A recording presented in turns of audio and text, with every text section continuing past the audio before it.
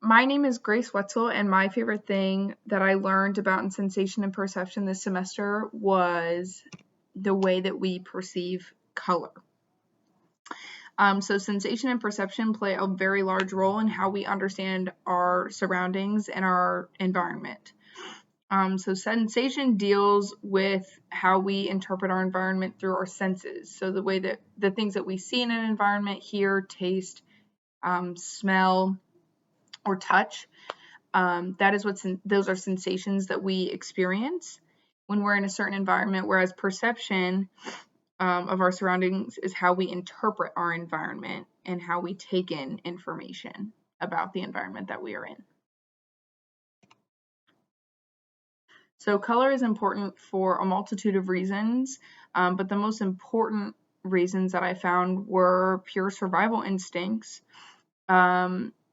Color allows for there to be contrast in our environment, and it enhances, like I said, it enhances the contrast of objects that if they did not appear to be colored would be more difficult to perceive. So color allows for our survival instincts to be more precise.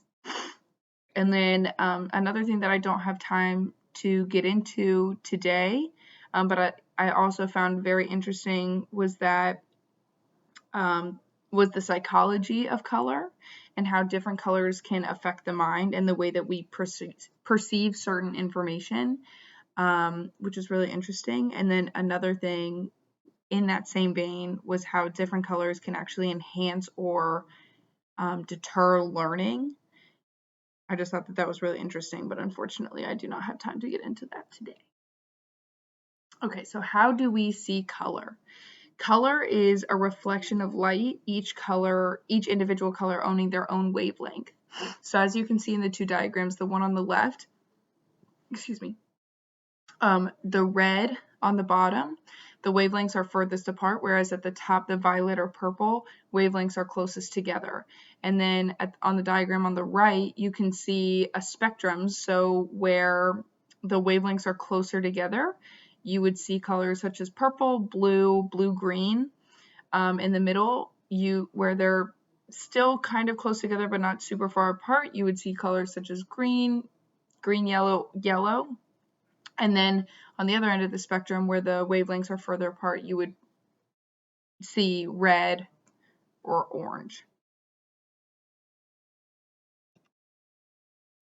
Okay.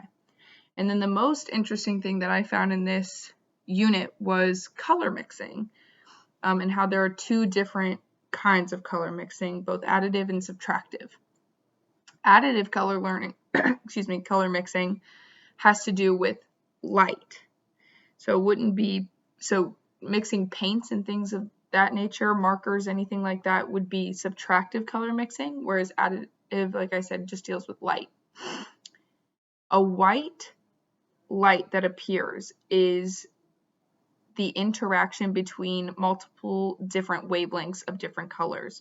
So as you can see in this diagram, the white light in the middle is a mixture of the wavelength of the blue, which would be wavelengths that are really close together, the green and yellow, which would be wavelengths that are in the middle, not super close together, not super far apart, and then the red, which has very far apart wavelengths.